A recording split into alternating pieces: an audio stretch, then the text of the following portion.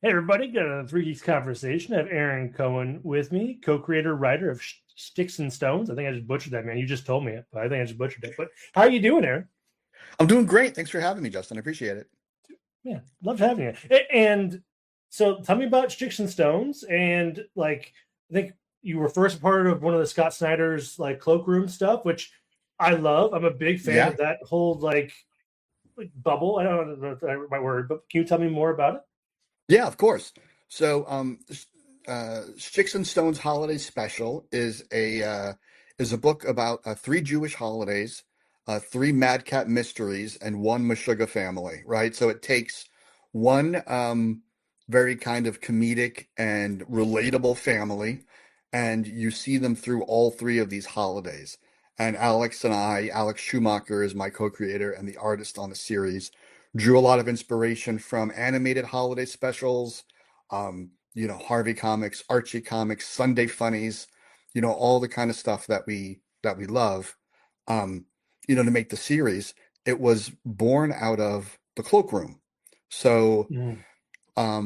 in 2024, this is our third collaboration together, Alex and I. So in 2024, we did the holiday anthology of the Cloakroom.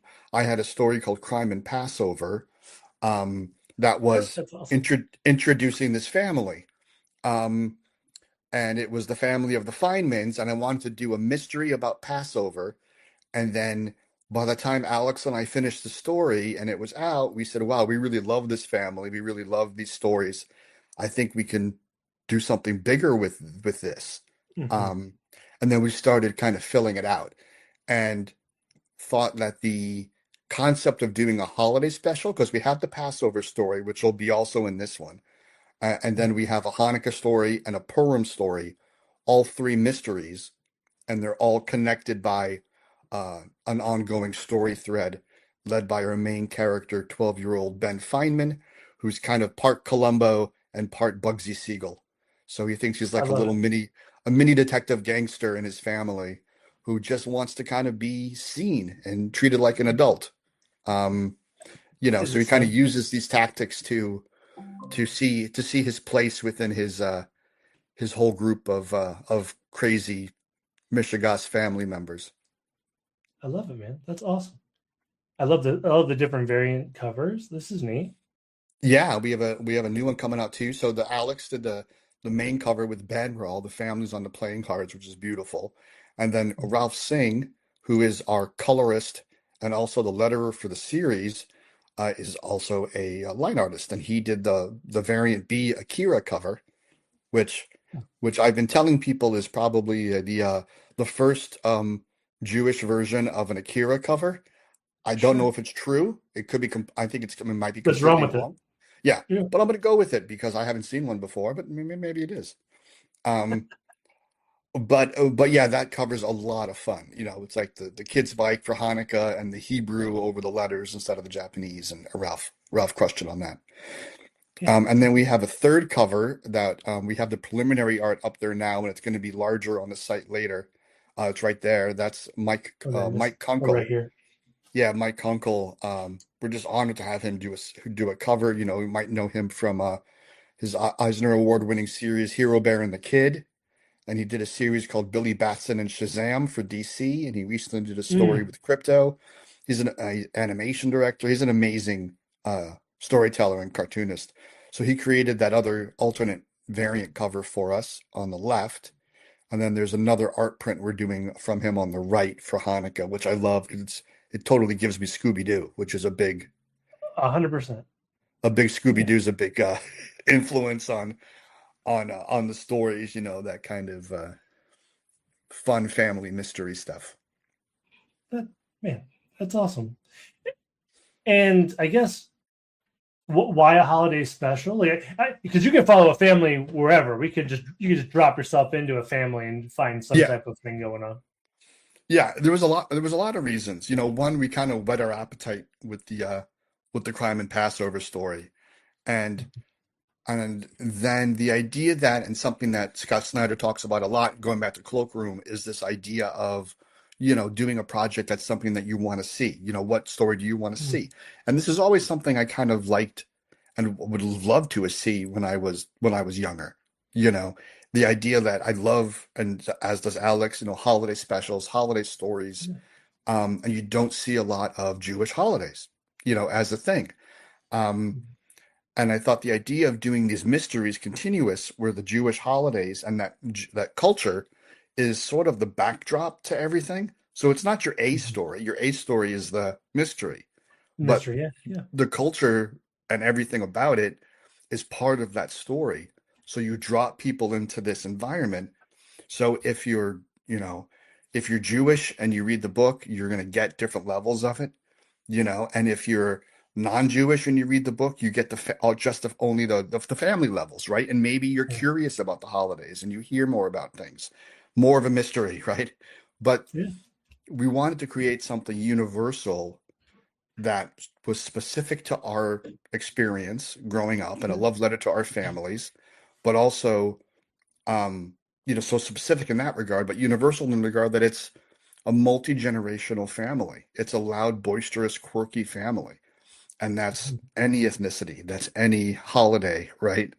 Where grandma and grandpa show up and the aunt you only see once a year who don't remember her name, whenever she comes, like Sure. all Yeah. these things. And we wanted to do something fun, just something joyful and entertaining that, people could really enjoy and be a throwback to the Sunday funnies and Peanuts and that kind of stuff. So Yeah. No, these characters lent themselves well to that. And as far as introducing them in a pressure cooker environment, I mean, the holidays is as high pressure as it gets. yeah. So 100%. the joke I made, Alex and I have been making, is we start with the holiday special, which is so many series have to earn their holiday special. It's like, 12 episodes Yeah. in or like 12 issues in, you're like, now it's a very special Christmas, right? And we're like, no, we're gonna hit it first. We're gonna hit the holiday special, and then we'll put Ben at the science fair, issue two, right? Or like, Yeah. Yeah. Yeah. it's like then they join scouts and go camping and can't do a tent. But at that point, the characters really well, Mhm. and you sort of Mhm. are anticipating the conflict and the comedy that might come out of those situations, you know. Yeah, no, for sure. And you hit on something that I was thinking about while I was doing some research for our conversation. And I was like, I could not think of like a Passover like film and stuff. Like, I'm pretty open to watching any religious like movie. And the last thing I can think about is like the Rugrats version of Passover, which I Yeah, the love. But Rugrats. like, I don't. It doesn't come on TV a lot. Like I don't see because you can throw a stone and see a Christmas movie. Yeah. you could just spin around and like see something. So I am glad that this is out there. It's just crazy to me because it's just I hadn't thought about it until you know what I mean. Until coming Hmm. to face with it, I was like, well, shit. Like we need more stories. We need more everybody's stories. You know what I mean? Yeah, yeah. There's not a lot there, and I feel like if you put it, the way that we're telling the story, it's much more cultural. It's not political. It's Yeah. not overly anything. It's kind of like we're introducing people to this is the environment, and we're just dropping you in it. It's not. We Mhm. don't have passages that go, "This is what a dreidel is." It's like it's there. Yeah. If you don't know what it is, you can Google it if you want. You can not Google it if you want, and still get the story. Yeah. Um, and I think that's what makes it universal. It's just this is just what's being told. We're not treating readers as if it's you're coming in blind, like the Hallmark movies sometimes do, where it's like, Oh yeah. someone tell me Just what this assume. is, and it's just all sort of baked in. Um, and then you kind of create a family that's more relatable because you just meet them where they are, Yeah. you know, Yeah, for sure. Uh, and where and they I are guess is just crazy. well, there's three different mysteries and three different holidays. There's got to be something going on with this family. Yeah. So I always like asking Kickstarters, like, how did you come up with like your perks and your pledges, and like if I pledge so much, like the fun thing that people get, like was that a hard thing to kind of curate, or did you have things in mind? It was interesting. This is, Alex and I have both, worked for a bit, but this is our first Kickstarter solo. Hmm. So we've, been involved with projects, some from an anthology perspectives or other perspectives, but we're not running the Kickstarter. Um, so this was sort of the trial by fire. Um, Hmm.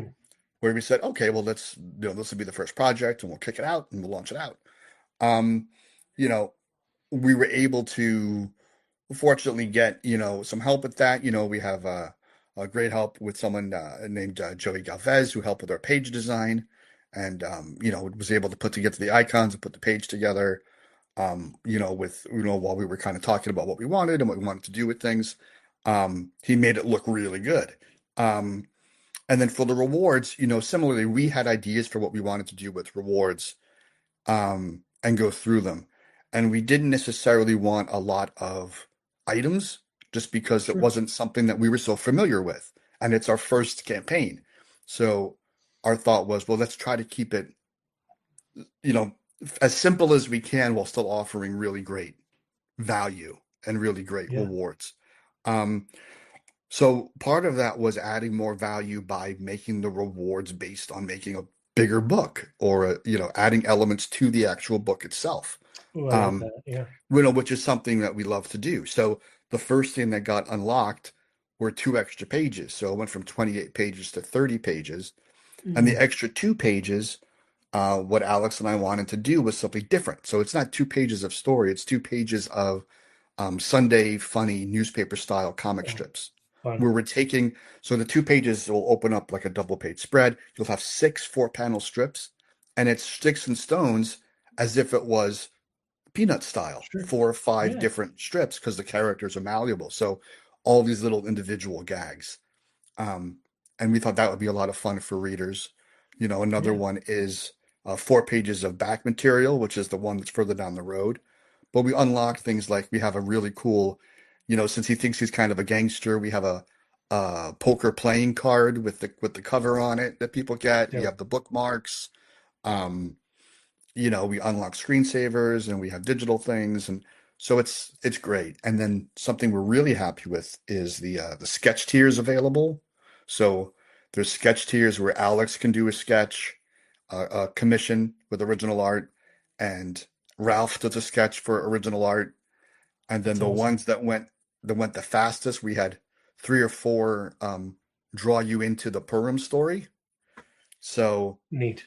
yeah, because it's the thing about Purim that's fun as a mystery is that Purim a lot of times is centered around a costume gathering or like a big costume party Oh, that people fun. That's go cool. to, and then Yeah. sketches and kind of like little plays about the holiday that kids put on. So kids put on like plays, or adults too, adults and kids together could put on these little plays about Sure. the holiday, and then everyone's in a costume, which is super fun.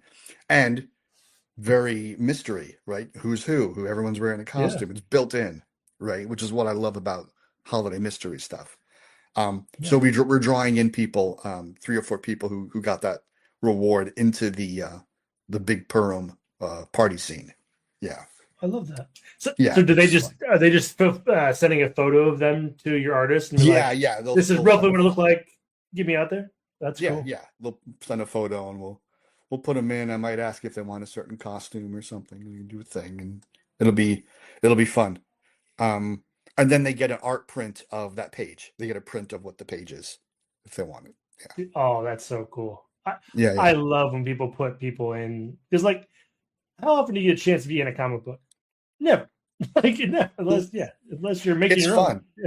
Yeah, and we thought this kind of thing would be fun for this too, being a holiday thing. If someone's like, "Oh, I have a holiday memory," and it's a holiday, like if I Yeah. if I read this book with my family, I'm friggin' in the book. Like that's kind of neat. Yeah, Um, that's super cool. and then we have another tier. We have our retailer tiers. Mm, But then we also did a tier for education tiers and religious institutions. So nice. it's 20 copies, heavy discount if any, temples, churches, community Yeah. centers, JCCs, classrooms want the book because it's like I said, it's not educational, but it's about holidays and it's fun and you do get information from it. So it's Mm, educational in that sense.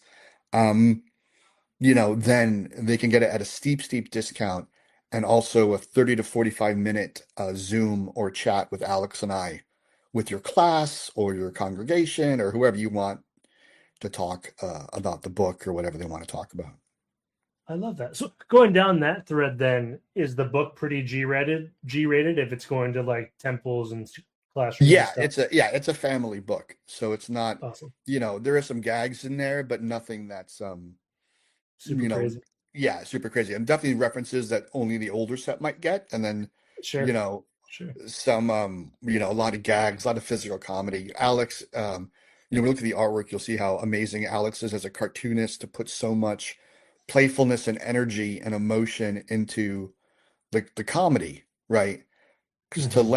to land comedy in a comic or in any book, you really have to have that collaboration down of, writing the gag, but then visually landing the gag and then lettering and coloring, highlighting the eye line for the gag. It's everything has to be firing to land a joke, you Yeah. know. Did, did you guys have a lot of back and forth then in terms of like, this is kind of what way I wanted that joke written? This is how it's visually kind of taking shape. Like, how did that play a part? Yeah, there's a lot of that. Alex and I are pretty open, and we talk a lot and go through a lot. It's a very different than a lot of other collaborations. This is our third together. The first was the Crime and Passover that we did for Cloakroom. And then we did another Yeah. story for Cloakroom that just came out. I just got my comps last week, in Cloakroom 5 with a story called Spelling Bee, um, Fun. which is a really fun story. That story is about a witch in middle school whose parents tell her that she has to put herself out there to make friends because she's not making as many new Oh, friends that's and it's kind cute. of isolating. Yeah. So they want her to join extracurricular activities. So she joins the spelling bee thinking it's about casting spells. And it's Oh, that's not. awesome. Ooh, Yeah. that's awesome. That's fun. Yeah. Yeah. So then it turns into like a little mini version of Carrie, and then you'll have to kind of see how it ends up. But I'm definitely interested. That's awesome. yeah, it's a really fun little piece that I'm proud of too. Separate from, all very separate from this other work. Yeah. Because I do a lot of other kind of like horror, supernatural, sci-fi stuff too, as well as this Oh, comedy slice of life. Um, but yeah, the collaboration, really open. So, we'll talk about how we want to land the gag, sort of what it'll be like. When I write the script, now that I know it's for Alex, I can write much more shorthand and kind of mm, directly to him, Alex, I'm thinking here, this, and it's very back and forth that way. mhm. And then he'll do the layouts and he'll send the layouts to me. So it's really kind of going back. And the idea is that we all want the best thing for the story and the comedy and the book. So the best idea always wins wherever the idea comes from for trying to land those things. Sure. Uh, that's awesome. So, we talked about the Kickstarter. What got you into writing then? What has it always been a passion of yours? Like, what kind of Yeah, I sparked mean, that? I've always been writing. I started off focusing on film and television, writing and production, and I was doing much more of that. And then, screenplays and television stuff, and then doing behind the scenes production work and all that jazz. Um, and then, but I was always writing comics as well. I mean, I have a very old rejection letter from Marvel, back in the day that I kept because, you got Spider-Man on the envelope or whatever, and I have notes on there. Um, and so doing things, and then, kind of really made a big jump into it. Um, when I said this is something I don't want to just be flitting around. I really want to make a concerted effort. So switched from, I was writing so many other things. I wanted to focus mostly on comics. Yeah. Took some Kubert courses, which was fantastic, Mm, and really sort of taught me a lot of those little intricate differences between comic writing and screenwriting and different types of things I was doing, which I really wanted to embrace those for the mhm. specificity of it. And then I met amazing people in the comics community, and that's only grown. And I'm just amazed by the community itself and the indie support and just people passionate about what they're saying and what they're doing and telling stories and lifting each other up. It's really a Yeah, beautiful thing when it happens. Um, totally and agree. it's been, that's kind of been the journey. Ralph, who's our colorist and letterer, was someone I met at Kubert, and now we're on our third Mm, collaboration. You know, Alex and I met because I had the script and I sent it to a friend, Tony Wolf, who is an amazing cartoonist and writer and artist in his own. And he read it and said, "Oh, you should meet Alex, right? If you work together, you'll get along, and if you don't work together, you'll still get along." Um, so yeah, so he introduced, and Alex read the script. So the entire team was through community, you know. Yeah. It's incredible. And it's through all these like masterminds, workshops, and things like that you've kind of grown. So if I'm an indie writer or artist, like just jump head first into those communities. You generally can find really good people to kind of work with. Would that be kind of your advice? I think just jump in, because I think the community is amazing, and I feel like people look at things like meeting people differently, and it's just a matter of actually being yourself and making friends, and everyone's kind of trying to do similar and telling their stories. And as long as it's real, you're actually have this organic, real friendship. And if you work together, great. And if you don't, you're friends. And that's what builds the thing, and, the love of learning, I think, as a creative is always there. So I feel like no matter what, you could take something away from a workshop, whether it's a nugget or a piece or something that you didn't think of before, Yeah. Yeah. So I enjoy getting other people's perspectives, because writing and art is so different for everybody in their journey to how they got there and the way in which they crack that code for themselves. Mm-hmm. That makes sense. Yeah. Makes total sense. So what was something that surprised, and this is your first Kickstarter, I know you've helped with the others, and what was the thing that was the most surprising when you kind of got it off the floor and got it out and to the people to back it?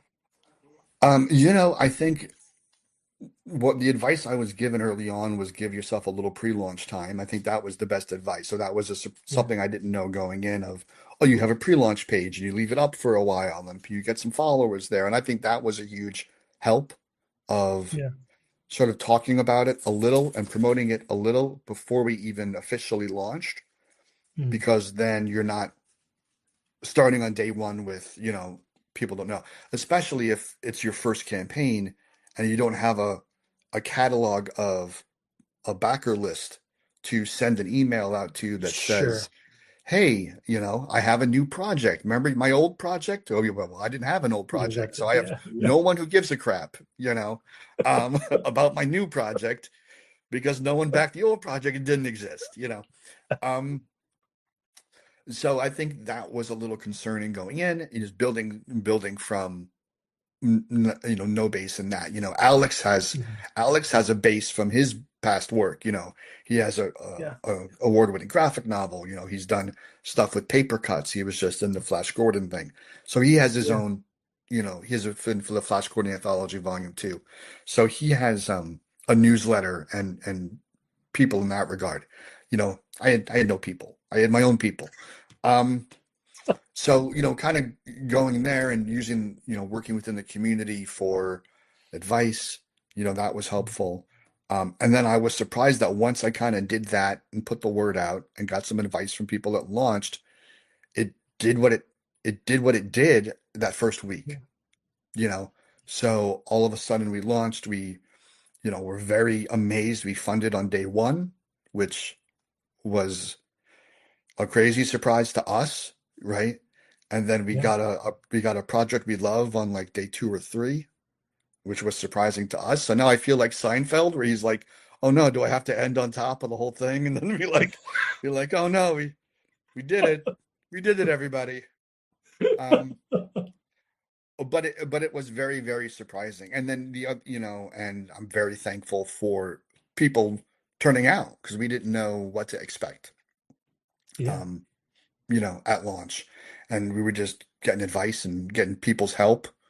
And, I think that's key. Don't be afraid to ask for help. Everyone has to learn how to do stuff, just be open to it. Yeah.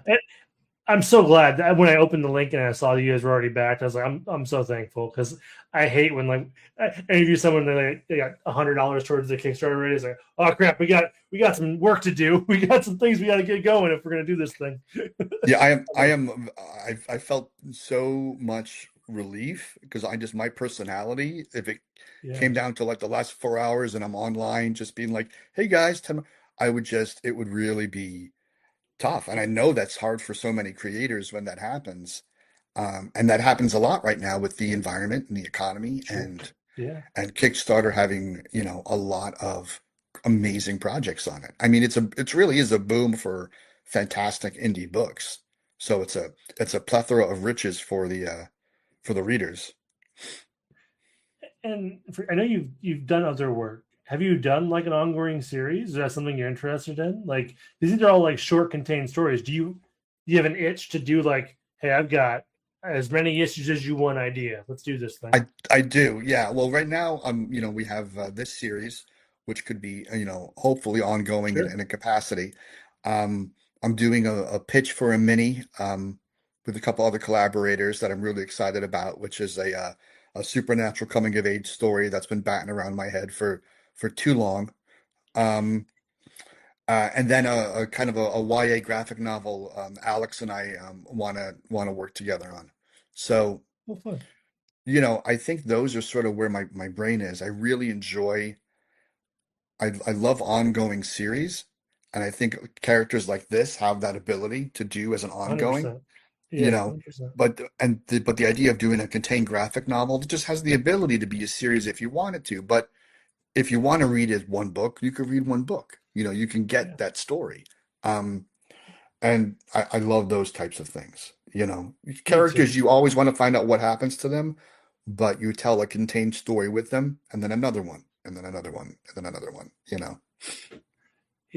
I didn't have a firm opinion, but I think you have the right opinion because I just think about like the storage in terms of like comic books and stuff, and like I was telling somebody else, one of my friends, like I have like 9 short and slash long boxes in my house. Like storage is a premium. So if I love a series, like I'm in trouble if you're gonna make a thousand copy or issues of the thing. Yeah, So I appreciate that. At least you're it's in awesome. trouble with the storage. Yeah, I think everyone is in trouble with the storage. You can't shrink them down, and you can't escape them because you love them so much. Yeah. Um, but yeah, it's just the storytelling, and I think the story dictates, what you do with it. Like the story and the characters sort of dictate, oh, this is going to be a story that I can tell in Mm, 100 and something, 200 pages.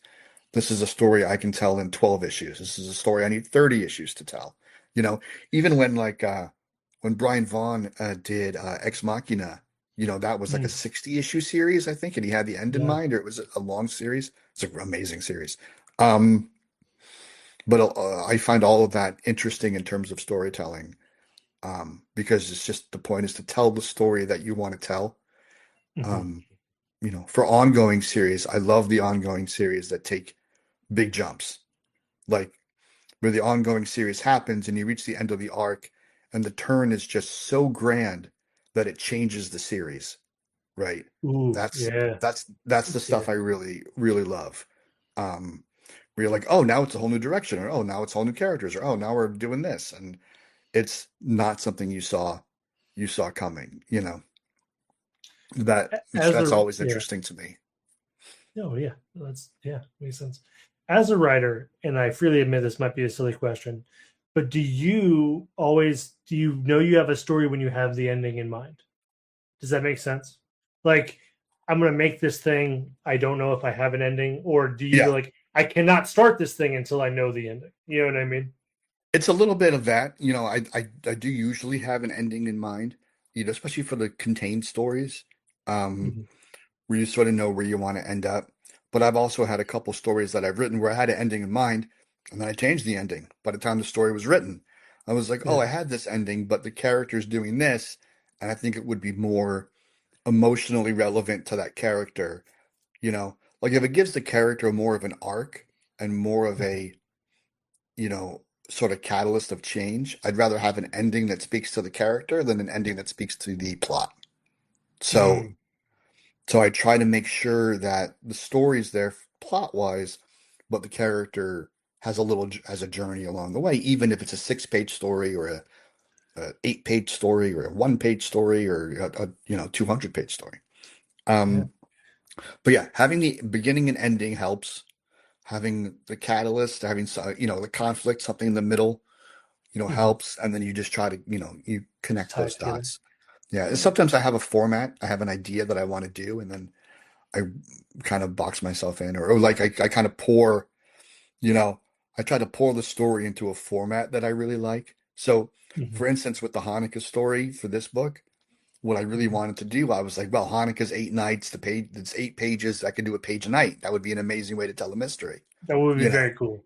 And so that's what I'm doing, but I'm changing it a little bit so it's like a page a night, but like a couple of pages are a couple of nights, right? So it's like a page, a page, a page, and then it kind of speeds up a Fun. little bit. And because I needed to be able to show the resolution a little bit more, but still the Yeah. ideas at time is being played with because I wanted that mystery that is, so the Hanukkah story is called Eight, which is like a Mhm. spiritual sequel to Seven, but with less blood. Um, Or boxes, I bet. yeah, yeah, yeah. Well, that's how it opens. Yeah, it opens like that because it's about him finding out what's in the. You want to know what you're getting for Hanukkah. You want to know what's in the box, right? It'd be memorable, that's for Yeah. sure. Um, so so it starts off on the eighth night of Hanukkah with, Yeah. oh my gosh, what's happening? Something really big. And then page two is night one, right? And then you build Mhm. your way back up to the reveal That's again. fun. And there's a lot of mysteries that are structured that way. And I thought it would be really fun to do this one that way. So each mystery has a different structure to it. That's dope. How do you keep how do you keep your creative tank full? Because it feels like you always like every writer I talk to has like 11 stories or like I could do this, I could do that. Like, where do you generate those ideas? You just have a notebook of stuff. You're like, hey, this one sentence could be an idea. This could be a book at some point. You know what I mean? Like, Yeah, how do you go that mind state? it's funny. It's at the times when you kind of let your mind go, which I think is so much harder to do now. Mhm. um, with always getting inundated with media or on your phone or whatever. But it's like, like one of those times you're not on that, driving the car, in the shower, or wherever you have thoughts Yeah, about, the stuff comes in your head and you're like, oh, that's yeah, interesting. Um, but yeah, I think trying to stay current, trying to like relate to where things are in the world right now, um, and where things were when times are different, yeah. and what kind of stories you want to tell. I'm interested a lot in themes, and what Mm. is interesting is that thematically, it doesn't matter what your genre is, the theme could be the same. And I've talked about that before, and that was something I took away from something I learned early on in writing was Yeah. if it's you could have a theme about like this is really about, being seen within your family and finding your place within your family, right? That theme could be a science fiction movie. It could be a slice of life, Mm. a Jewish holiday story, right? It can Mhm. be a horror story. Like it could be anything with the same exact theme. Just how do you get there, right? Sure, sure. So you could have a complete body of work of multiple genres, but tell a similar story about what you want people to learn, or not learn, but what you want people to consider um, each time, right? In a different way. Mm. Yeah. Yeah. So, but the ideas are kind of there. Sometimes the ideas that you have a while ago come back up again. I Mm. recently found an old notebook with ideas in it from Gold. way too long ago. Way too long ago. I'm not dating myself. Let's just say old. It's an old notebook. Um, You and were young. It's fine. yeah, but I went through it and picked out some ideas. I was like, oh, this might still have legs, or this was really Mhm. kind of weird, and that was kind of interesting just to kind of go back and say, oh, how would I do this now? How would I look at Sure. this idea Yeah. now? So those ideas always come, and I always find interesting in rejected ideas.